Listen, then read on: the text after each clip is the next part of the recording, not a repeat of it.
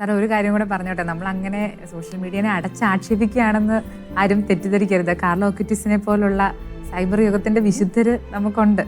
അതല്ലേ നമ്മൾ പറഞ്ഞത്. ഇത് പിതാക്കന്മാരെല്ലാം പറഞ്ഞപ്പോൾ എന്താണ് പറഞ്ഞത്? അതിൽ ഒരുപാട് നന്മയുണ്ട്.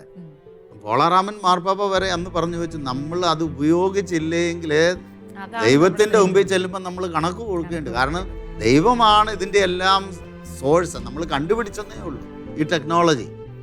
ഇറ്റ് വാസ് ദെയർ അല്ലേ? നമുക്ക് കണ്ടുപിടിച്ചത് ഈ കാലഘട്ടത്തിലാണ്. അപ്പോൾ അവിടെ ചെല്ലുമ്പോൾ നമ്മൾ ഈ കാലഘട്ടത്തിൽ ജീവിച്ചിട്ട് അവിടെ ചെല്ലുമ്പോൾ ചോദിക്കും, നീ എത്രത്തോളം ഡിജിറ്റൽ മീഡിയ ഉപയോഗിച്ചു എൻ്റെ വചനം ലോകത്തിൻ്റെ എല്ലാ അതിർത്തികളിലേക്ക് എത്തിക്കാനായിട്ട്. അതാ വിശുദ്ധ പോളാറാമൻ മാർപ്പാപ്പ പറഞ്ഞ് നമ്മളെ കുറ്റപ്പെടുത്തിച്ചത്.